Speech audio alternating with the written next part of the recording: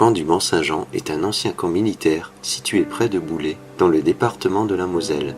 Il a été construit dans les années 1930 pour loger les troupes de l'armée française chargées de la défense de la ligne Maginot.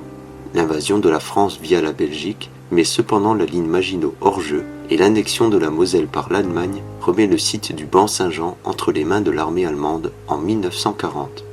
Au début, seuls les prisonniers de guerre français y séjourneront, mais à partir de 1941 et jusqu'à 1944, 300 000 prisonniers soviétiques transiteront par le camp avec pour ordre d'aller travailler dans les mines et chez les habitants des environs. Les conditions de survie sont précaires. L'absence de nourriture et de soins entraîne une mortalité très élevée. Au total, 204 fosses communes y ont été recensées et les journaux locaux font état de plus de 20 000 victimes, ce qui en fait le lieu d'extermination le plus important de France. Pendant longtemps, le camp du Mont-Saint-Jean est resté oublié, mis de côté, mais récemment, avec la création de l'association franco-ukrainienne de Boulay, le site est désormais devenu un lieu de mémoire, avec notamment la création d'une stèle commémorative afin de rendre un hommage aux victimes de cet ancien camp de prisonniers, à l'endroit même où se trouvait l'ancien charnier. Il s'agit là de ma seconde enquête, et il faut dire que l'histoire du lieu est vraiment chargée en émotions. Le nombre de morts atteint les plus de 20 000, ce qui fait vraiment froid dans le dos, et on arrive à peine à imaginer les conditions de vie atroces que ces hommes ont dû subir. Pour ces raisons, il ne fait aucun doute que cet endroit a certainement présenté beaucoup d'activités paranormales.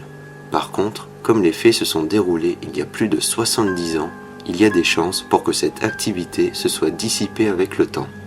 C'est donc ce que je vous invite à aller vérifier lors de cette seconde enquête au Mont-Saint-Jean.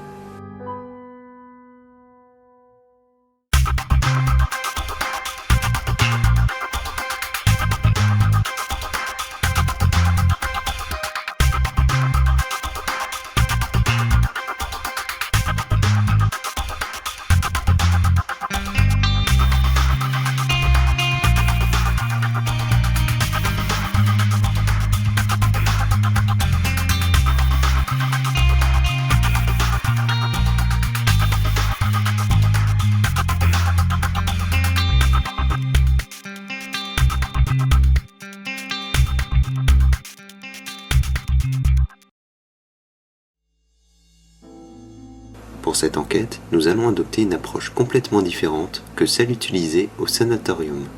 Comme vous le voyez, le site est vraiment immense. Il nous sera donc impossible de tout visiter et il va falloir choisir judicieusement notre parcours afin d'essayer d'en couvrir les principales zones. Voici la première d'entre elles qui se situe près de l'entrée principale. Nous irons jeter un coup d'œil rapide à ces maisons, mais sans pour autant nous y attarder trop longtemps. Je préfère consacrer plus de temps aux zones 2 et 3, dans lesquelles nous ferons des séances de PVE, puis de Spirit Box. Comme les maisons sont très espacées les unes des autres, il vaut mieux prendre son temps dans chacune d'entre elles pour ne pas perdre son temps en marche inutile. Il n'y a pas vraiment d'intérêt à enquêter en dehors de celle-ci. On ne voit pas grand-chose dans la forêt, même avec la vision infrarouge, il est donc plus intéressant de se concentrer sur les maisons qui sont assez nombreuses.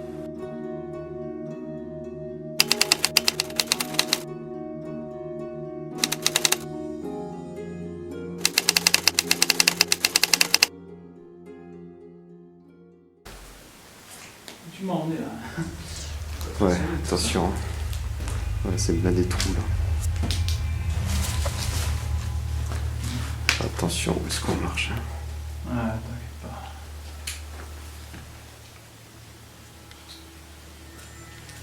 Ouais, tu veux prendre des photos, vas-y.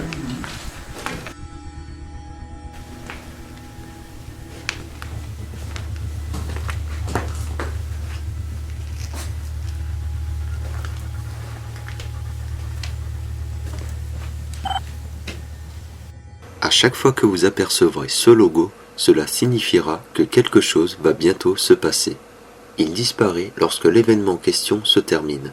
Il peut s'agir par exemple d'une anomalie visuelle, auditive ou tout autre événement étrange qui pourrait être de l'ordre du paranormal. À vous de bien faire attention à ce qui va se passer, de bien écouter et de regarder attentivement. Si vous n'arrivez pas à identifier ce qui se passe, pas de panique. L'analyse de la scène viendra juste après.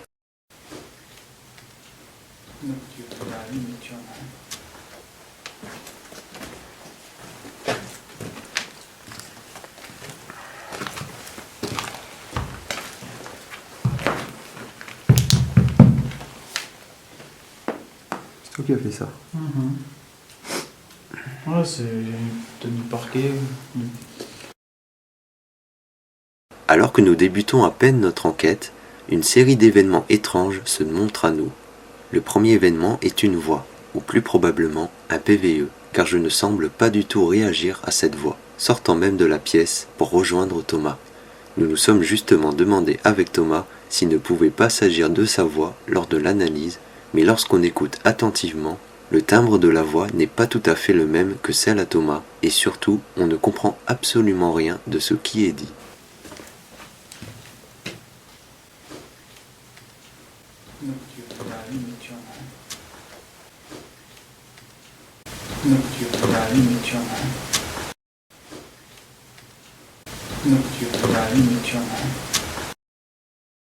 Peut-être que je m'avance un peu trop, mais pour moi, il se pourrait même qu'il s'agisse là d'une langue étrangère, peut-être du russe ou de l'ukrainien, qui sait, ce qui serait plutôt cohérent vu que les prisonniers qui vivaient ici étaient pour la majorité d'origine soviétique. Si vous qui regardez cette vidéo comprenez le russe ou l'ukrainien, n'hésitez pas à me contacter afin de pouvoir confirmer ou infirmer mon hypothèse. Passons à présent au second événement.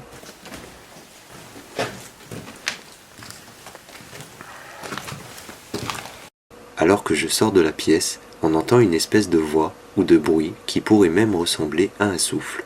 Par contre, affirmer qu'elle est de nature paranormale serait prétentieux. On ne peut pas vraiment évaluer de quoi il s'agit. Cela pourrait provenir de moi ou même de mon matériel. Du coup, il vaut mieux s'abstenir d'en conclure quoi que ce soit. Cela dit, on ne peut pas non plus simplement l'ignorer. Il reste toujours une chance qu'il s'agisse là d'un élément touchant au paranormal.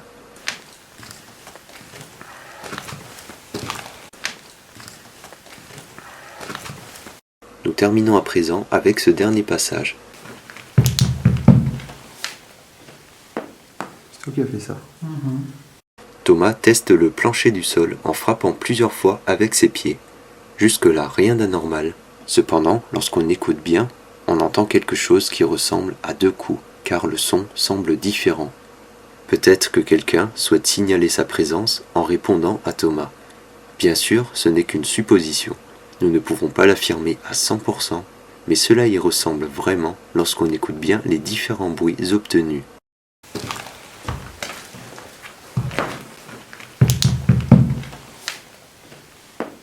C'est toi qui as fait ça.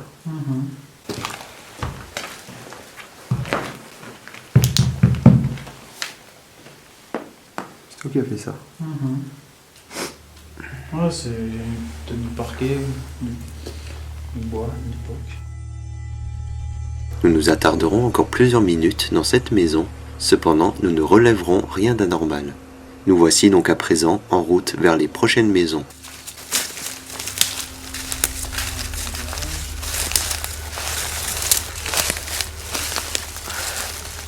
Et on va longer le chemin. Bah, par là. Ouais. Attends, je passe. Ouais.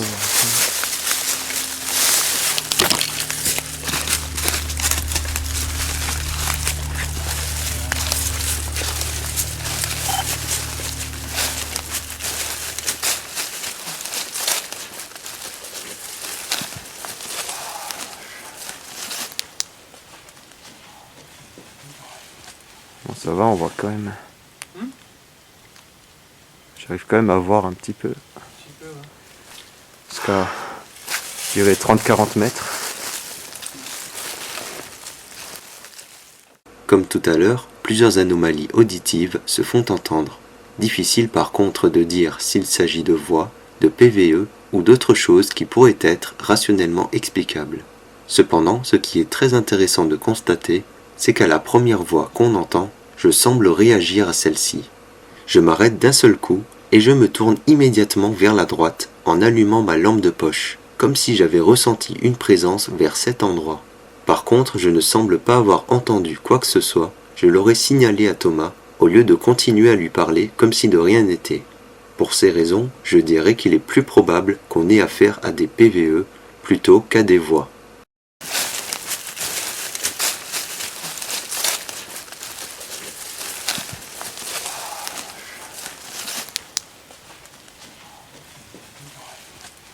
Ça va, on voit quand même.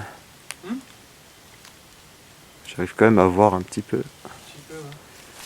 Jusqu'à, je dirais, 30-40 mètres.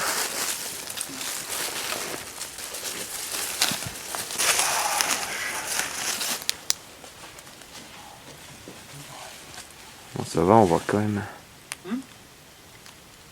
J'arrive quand même à voir un petit peu. Jusqu'à, je dirais, 30-40 mètres.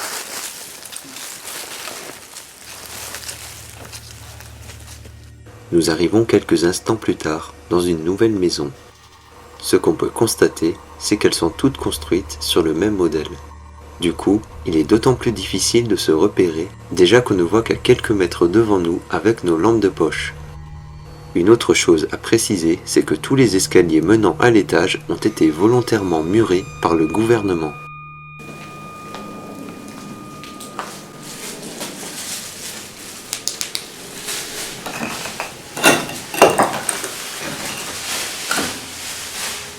Bonjour.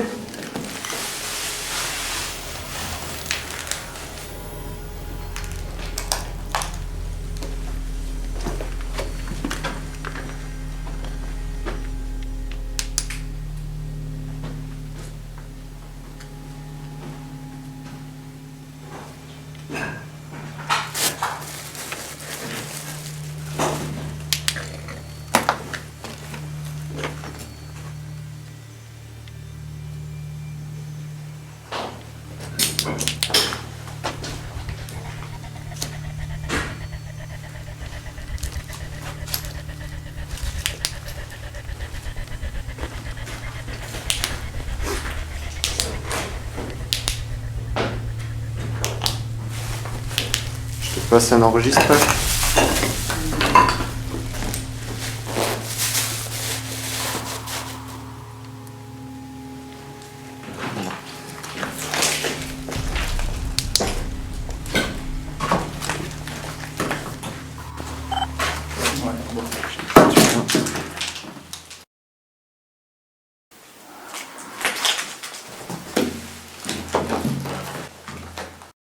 Alors que nous nous préparons pour une séance de PVE, un cri se fait entendre à l'extérieur. Il a été capté par l'enregistreur posé à l'autre bout de la maison. Le micro de la caméra et l'enregistreur qu'on voit à l'image n'ont pas enregistré le son. On peut supposer qu'il s'agit du cri d'un animal, cependant, le fait qu'il n'a été capté que par un seul appareil est suspect.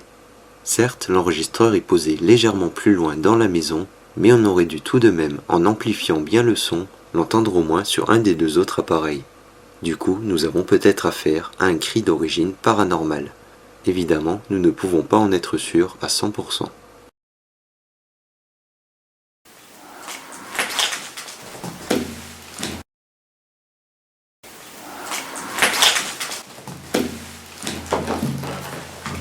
Attends, on va se...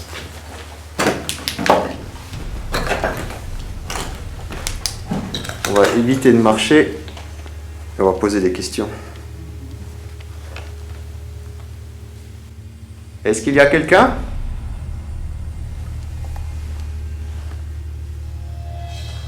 Vous pouvez venir nous parler ?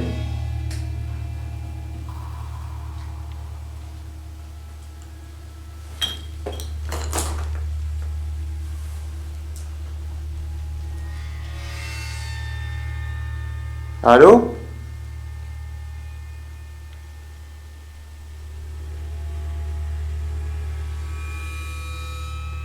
Comment est-ce que vous vous appelez ?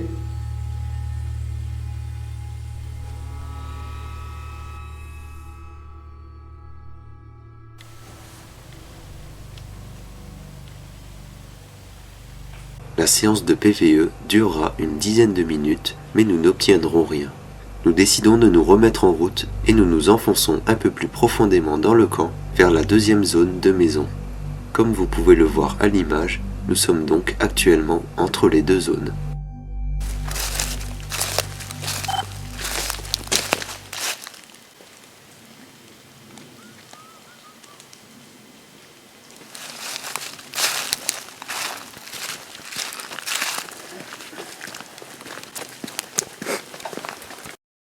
Alors que nous sommes en route vers la seconde zone, deux sons attirent mon attention. Le premier est un sifflement, alors que le second est plus difficile à cerner. Le problème avec ce genre de son, c'est qu'il est toujours compliqué de pouvoir déterminer avec précision leur nature. Comme nous sommes en pleine forêt, il peut toujours s'agir d'animaux. Pour pouvoir l'attribuer à un phénomène paranormal, il faudrait pour cela avoir plus d'éléments concrets au même moment, c'est-à-dire par exemple une anomalie visuelle ou une perturbation dans le champ électromagnétique qui surviendrait en même temps que les sons entendus. C'est ce que j'appelle la corrélation de preuve, et dans ce genre de situation, elle est indispensable si on souhaite pouvoir accorder du crédit à l'hypothèse paranormale. Il faut toujours essayer en priorité d'expliquer les phénomènes de façon rationnelle et non l'inverse. Sinon, on ne fait que voir et entendre des fantômes partout, et dans n'importe quelle situation. Ce qui n'est pas du tout le but d'un chasseur de fantômes qui cherche justement la vérité avant tout.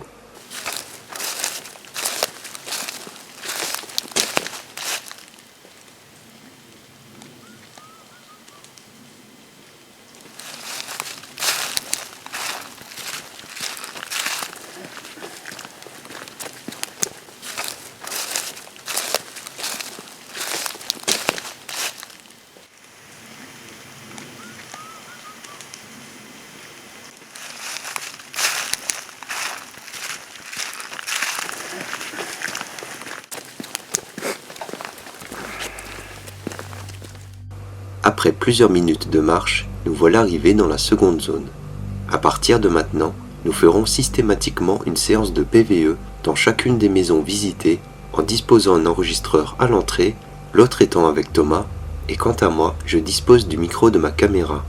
Nous nous mettons chacun dans une pièce pour avoir une vision globale de tout ce qui se passe et pouvoir signaler toute anomalie à son coéquipier. Vous pouvez venir ? Venez nous dire bonjour.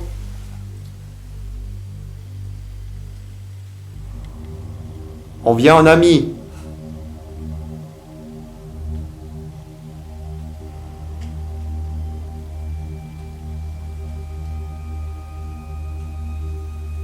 Est-ce qu'il y a des soldats russes ici ?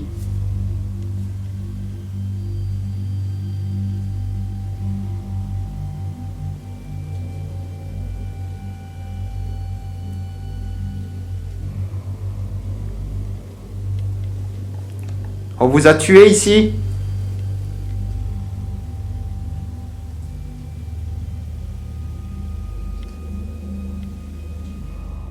Malgré toutes nos questions, nous ne détecterons aucune anomalie durant toute la séance.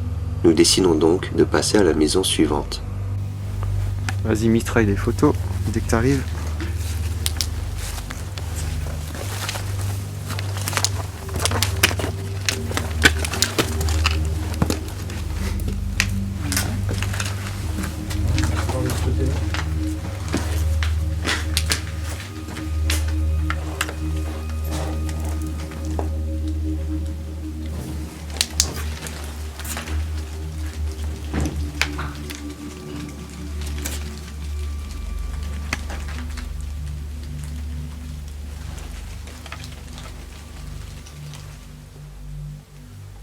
Il y a quelqu'un qui parle français ?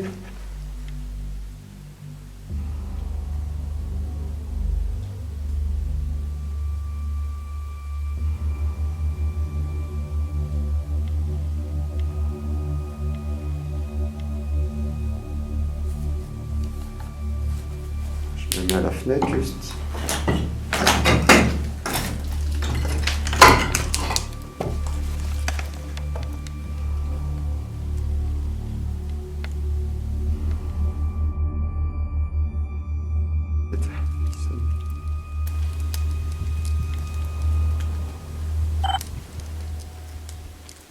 Bon, un gros courant d'air là. Nous ne sommes pas armés, vous pouvez venir. J'ai un gros vent froid là sur ma tête. Alors que je ressens un gros courant d'air froid, on aperçoit également un orbe qui passe très vite sur la vidéo. La chute de température est également constatée avec le mailmetteur, ce qui en constitue donc une preuve matérielle et non simplement un ressenti personnel. On peut toujours se dire que la chute de température n'est due qu'à un simple courant d'air, seulement le fait qu'un orbe passe au même moment est du coup beaucoup plus intéressant. Nous avons donc bien une corrélation de preuves entre ces deux éléments, qui peut supposer une hypothèse paranormale. Bien sûr, il aurait été intéressant d'obtenir encore au moins un troisième élément de preuve, car 2 éléments restent somme toute assez faibles pour pouvoir déterminer avec certitude qu'il s'agit bien là d'un événement paranormal. Ouais, un gros courant d'air là.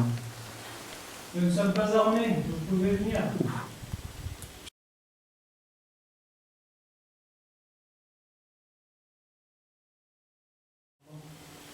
Gros courant d'air qui est passé là. Ça chutait d'un seul coup.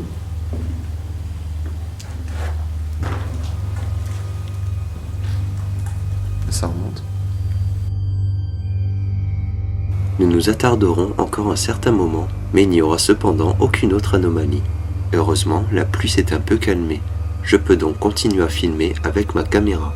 Nous partons vers la prochaine maison, et vous allez voir qu'une série d'événements étranges vont s'enchaîner les uns à la suite des autres.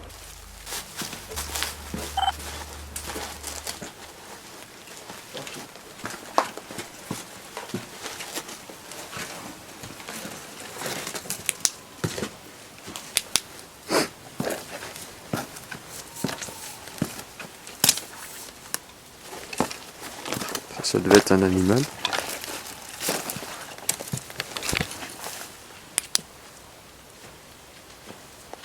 C'est quoi ça? Je viens de filmer une brume. Je viens de filmer une brume. Ouais. Un genre de nuage comme ça qui est passé. Je peux vous dire que sur le coup, lorsque j'ai vu de mes propres yeux ce genre de brouillard, j'en ai été scotché. Et ça n'en est pas moins impressionnant lorsqu'on le regarde sur la vidéo. Ce qui est vraiment génial, c'est que j'ai réussi à filmer le phénomène dans sa totalité, de son apparition jusqu'à sa disparition. Pour moi, il y a 2 possibilités. Soit ce que j'ai filmé est réellement une forme brumeuse de type paranormal, soit il ne s'agit là que d'un simple brouillard, tout ce qu'il y a de plus normal. Je ne suis pas un expert des phénomènes météorologiques, je ne pourrais donc pas dire s'il s'agit de l'un ou de l'autre. Ce que je peux dire en tout cas, c'est que la façon dont il apparaît est vraiment surprenant. Je ne m'y attendais vraiment pas du tout.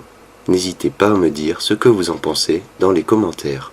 Ceci étant dit, d'autres faits intéressants surviennent un peu avant cette impressionnante forme brumeuse. Le premier élément est un orbe qu'on voit passer assez rapidement en haut de l'écran. Puis, une dizaine de secondes plus tard, un nouvel orbe apparaît avec en même temps un cri que j'entends moi-même, et sur le coup, je l'interprète comme étant celui d'un animal. C'est peut-être le cas. Cependant, le fait qu'on ait obtenu un orbe au même instant nous donne encore une fois une corrélation de preuves qui met de ce fait plus de crédit vers l'hypothèse paranormale.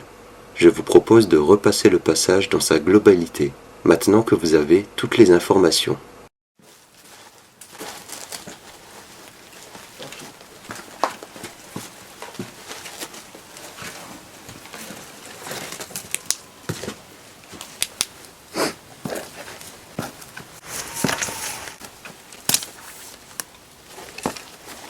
Ça devait être un animal.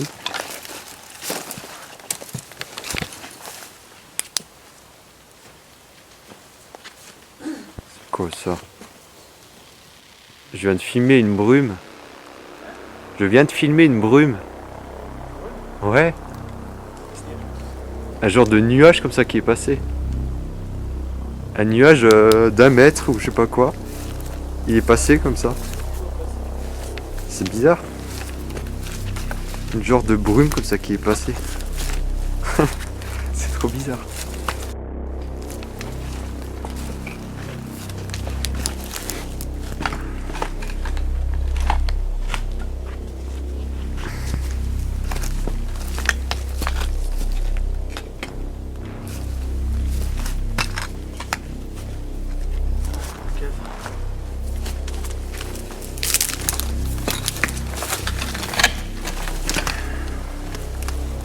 Hello. Quelqu'un est mort là-dedans?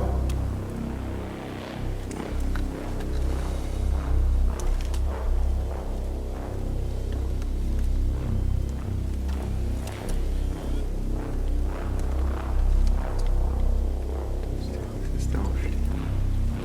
C'est une bestiole. C'est ta lumière, je pense qu'il a fait. Monte un peu.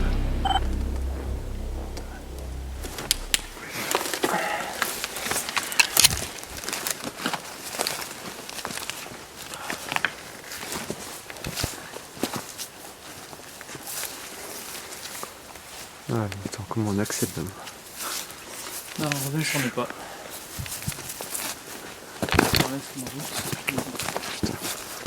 Gaffe. Ou sinon, on reprend le chemin au pire. Plusieurs minutes ont passé et nous voilà devant une nouvelle maison. Je filme le sous-sol de l'extérieur car l'entrée nous est inaccessible et lorsque je me remets en marche, une série de voix étranges se font entendre en arrière-plan. Ce ne sont pas des bruits provoqués par les feuillages ou même par nous, car on entend bien la différence entre les deux, et parmi les longues minutes de marche qu'on a pu faire jusqu'à maintenant, c'est le seul endroit où on peut entendre ces voix. Les premières voix ne sont pas très claires, mais les suivantes sont plus audibles, et on arrive même à y comprendre que des mots articulés sont prononcés. Ensuite, cela reste assez difficile de pouvoir dire avec précision ce qui est vraiment dit. Chacun peut en donner une interprétation différente, mais en tout cas, il semblerait bien qu'il s'agisse de PVE, car nous ne semblons pas les entendre sur le coup.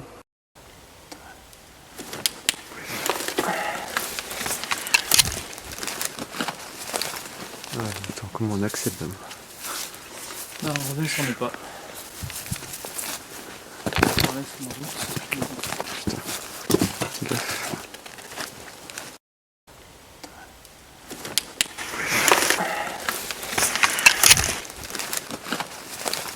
Ah, attends, comment on accède là? Non, redescendez pas. On laisse ma route. Gaffe. Ou sinon, on reprend le chemin au pire.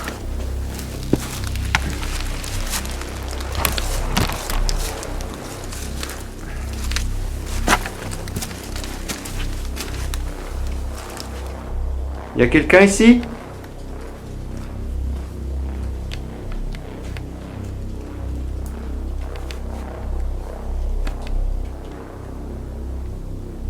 Nous sommes français. On veut parler avec vous. Vous pouvez venir toucher mon appareil dans la main gauche?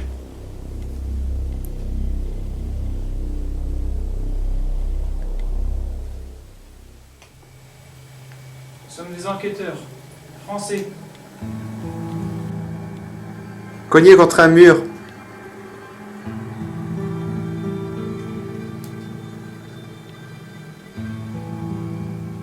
Allez-y, frappez le mur.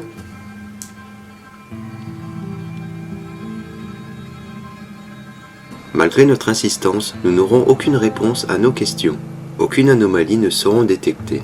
Même au sous-sol, dont l'accès est pour une fois plutôt accessible, je ne ressentirai rien d'anormal.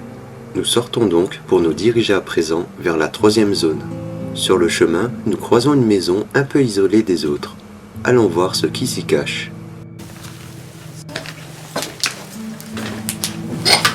Il y a un trou ici. Ouais, ok.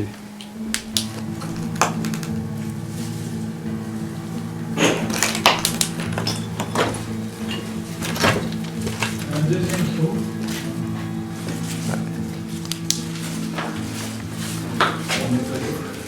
Ouais, vas-y.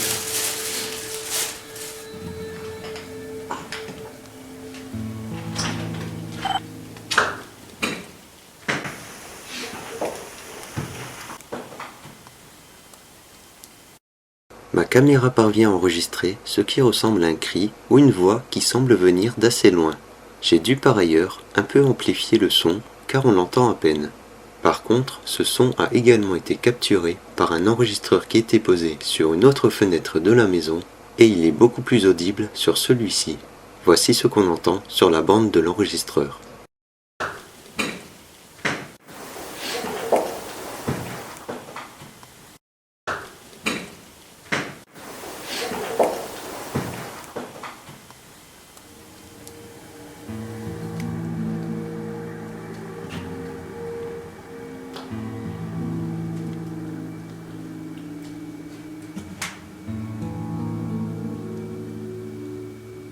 Vous voulez pas nous parler?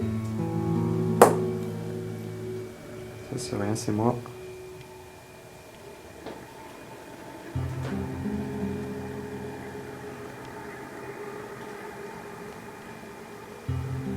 Faites du bruit!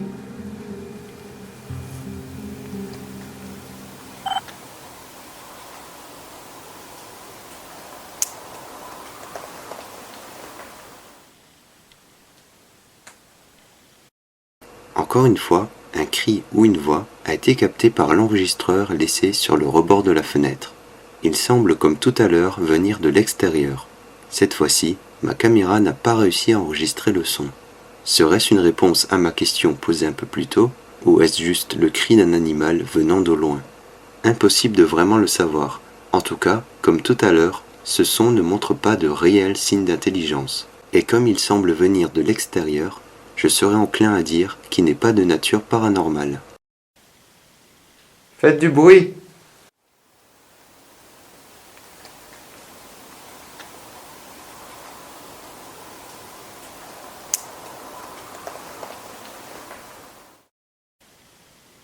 Faites du bruit!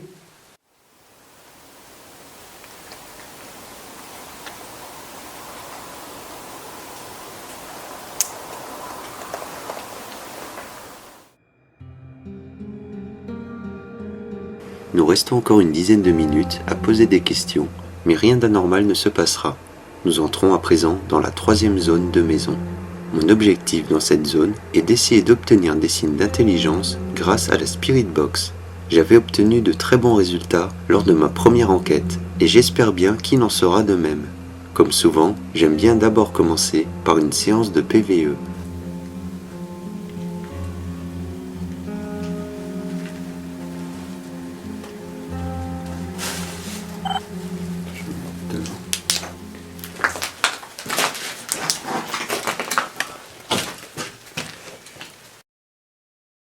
Alors que je me déplace pour me poster devant l'entrée, un son très étrange se fait entendre.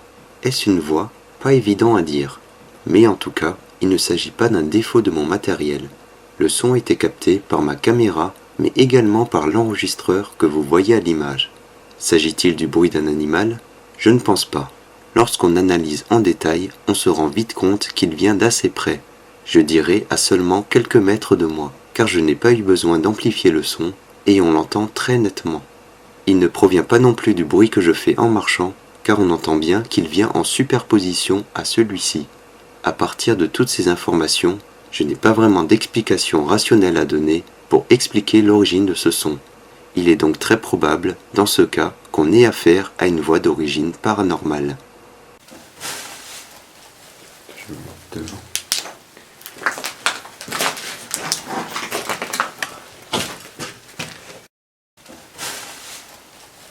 Je vais me mettre devant.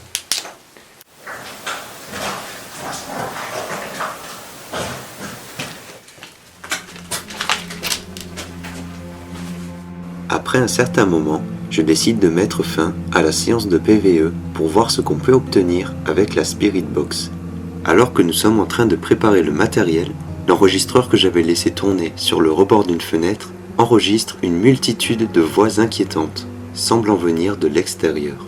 Malheureusement, à ce moment, j'étais en train d'installer la caméra sur le trépied.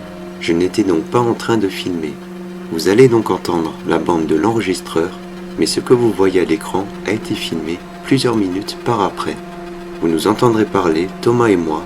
Les voix que vous devez écouter sont quant à elles en arrière-plan.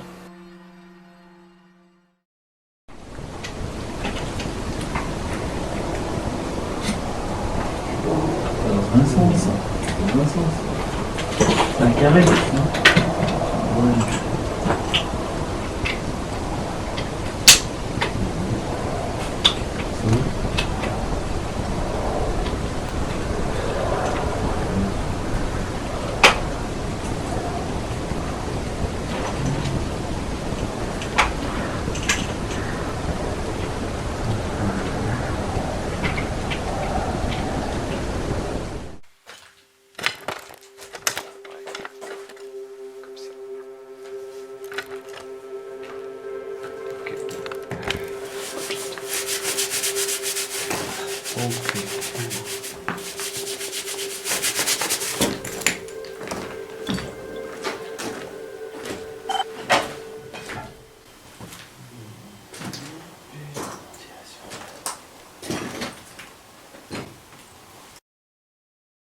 Vous ne me voyez pas à l'image car je me trouve à l'entrée de la maison, occupé à changer mes batteries. Par contre, on voit très bien Thomas et lorsqu'il se dirige vers la fenêtre, on aperçoit un orbe traverser l'écran. Cet orbe est l'un des plus intéressants que j'ai réussi à filmer jusqu'à maintenant. Il ne se contente pas de passer de façon rectiligne, au lieu de ça, il tourne à un certain moment pour changer sa trajectoire. Il montre donc une certaine intelligence dans son mouvement. On peut de ce fait éliminer l'hypothèse de la poussière et on peut également oublier l'hypothèse d'un reflet de lumière car la lampe de poche de Thomas est orientée de l'autre côté. Il n'y a aucune surface réfléchissante ici. Il n'y a que des murs en béton tout autour. Il reste donc deux possibilités. Il peut s'agir soit d'un insecte, soit il s'agit là d'une véritable manifestation d'une entité. En général, s'il s'agit d'un insecte, on arrive assez clairement à voir ses ailes, ce qui n'est pas le cas ici. Une autre chose à préciser, c'est que juste avant le passage de l'orbe, on voit la caméra qui fait plusieurs mises au point. Elle n'a pas bougé d'un poil, il n'y a donc aucune raison qui le justifie, surtout que c'est le seul moment où elle le fait. Et ce n'est pas tout. Si vous avez bien écouté, vous avez sans doute entendu un PVE juste avant l'apparition de l'orbe. Il y a donc une corrélation de preuves entre ces trois éléments qui tentent à prouver un événement paranormal. La qualité du PVE n'est malheureusement pas extraordinaire, mais pour ma part, j'arrive à y reconnaître certains mots. Je n'irai pas jusqu'à affirmer que c'est bien ce qui est dit, car étant une preuve de catégorie C, chacun peut l'interpréter à sa façon. Cela dit, c'est l'une des possibilités.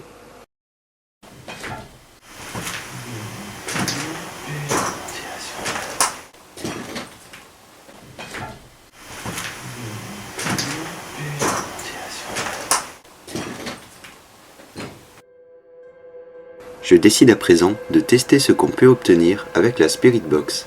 Cette fois-ci, contrairement à la précédente enquête, je me suis assuré d'avoir sur moi assez de papier aluminium pour pouvoir emballer correctement mon appareil. Le but étant de faire comme une cage de Faraday. Pour encore plus de sûreté, je ne prends que les voix entendues sur au moins 4 stations, car ayant testé l'appareil auparavant, il est impossible d'obtenir des voix provenant de la radio sur plus de 3 stations à la suite. Pour vous donner une idée, une station représente 10 centièmes de seconde. Allô? Y'a quelqu'un?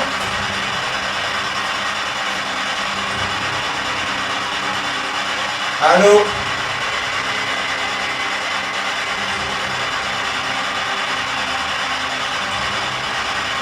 Tant bien qu'il n'y a aucune station, ça marche pas. Contrairement à l'autre fois, on est en train de changer. Là, du coup, si on avait pas. Bonjour! Y'a quelqu'un ici?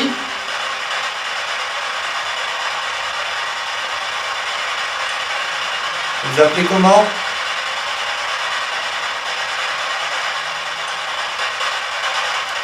On est français. Je m'appelle Emmanuel et lui c'est Thomas. Et vous c'est comment?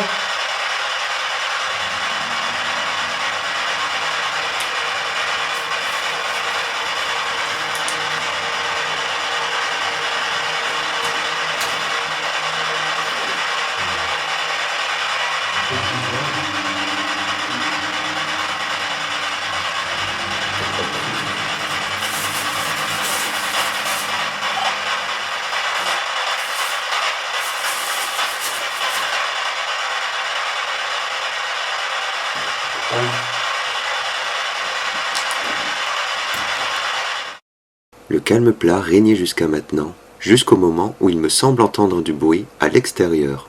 Je me lève donc d'un seul coup pour y jeter un coup d'œil, et juste après, alors que je sors mon mailmetteur de ma poche, on entend une voix présente sur la Spirit Box. Malheureusement, elle n'est pas très claire, mais en tout cas elle est présente sur 7 stations, ce qui est normalement impossible.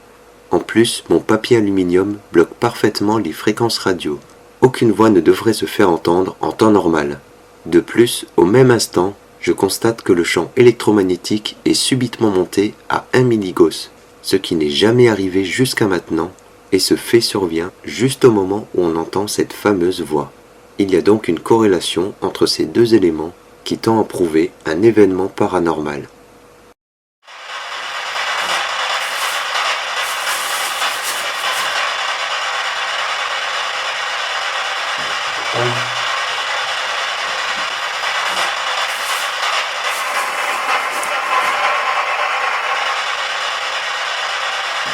5.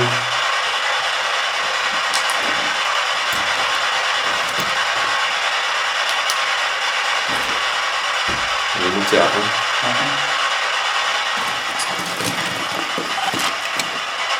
1. Ensuite, on va spalter. Je vais mettre ça devant. Une trentaine de secondes après la voix de la Spirit Box, alors que je me mets derrière la caméra pour vous montrer les valeurs du Melmeter, on aperçoit assez clairement un orbe qui passe à l'écran. Celui-ci est intéressant, mais pas pour les mêmes raisons que d'habitude, car justement, cet orbe est parfaitement explicable d'un point de vue rationnel. Il n'est en réalité qu'un reflet de lumière causé par mon Melmeter. On remarque assez facilement le faisceau de lumière de par sa trajectoire rectiligne, qui de ce fait crée l'orbe en question. Je tenais à vous le montrer, car justement, lorsqu'on arrive à expliquer un phénomène rationnellement, il est de notre devoir de le faire. Il ne faut pas voir du paranormal là où il n'y en a pas.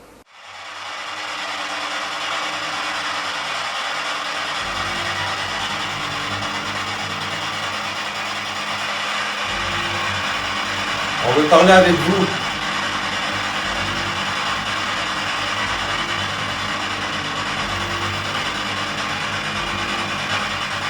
Vous voulez nous dire quelque chose?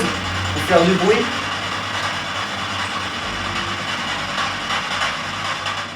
Nous essayerons d'obtenir des voix sur la Spirit Box pendant une bonne vingtaine de minutes, mais aucune autre voix ne se fera entendre.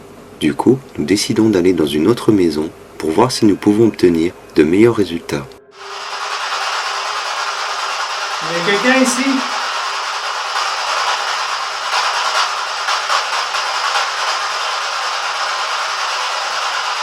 Allez toucher l'un ou deux.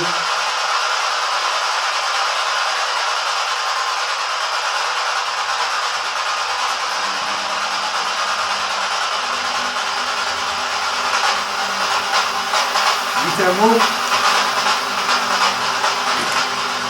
Allez-y, elle est là pour ça. 4,9. Constant. 4,9, c'est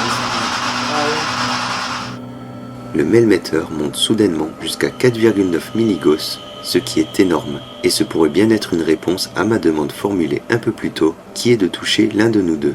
Cependant, aucune autre anomalie accompagne ce pic EMF. Ça pourrait donc n'être qu'une simple coïncidence. Cela dit, pendant toute la nuit d'enquête, c'est seulement la deuxième fois où nous aurons une montée inexplicable du champ électromagnétique supérieur à 0,7. Par contre, comme je n'ai pas filmé le Melmeter au moment du pic EMF, je ne peux malheureusement pas le comptabiliser comme une preuve matérielle. Mis à part cette anomalie, il n'y aura aucune autre voix présente sur la Spirit Box pendant les plus de 30 minutes passées ici. Du coup, du fait du peu d'activité présente, nous nous demandons si des personnes hantent encore bien ces lieux. Après tout, toutes ces années passées depuis la guerre ont sans doute effacé petit à petit l'activité paranormale qu'il pouvait y avoir. Nous essayerons encore une troisième et dernière maison, mais là aussi, nous n'aurons plus aucune activité. À partir de ce moment, les conditions météorologiques se dégradent à vue d'œil.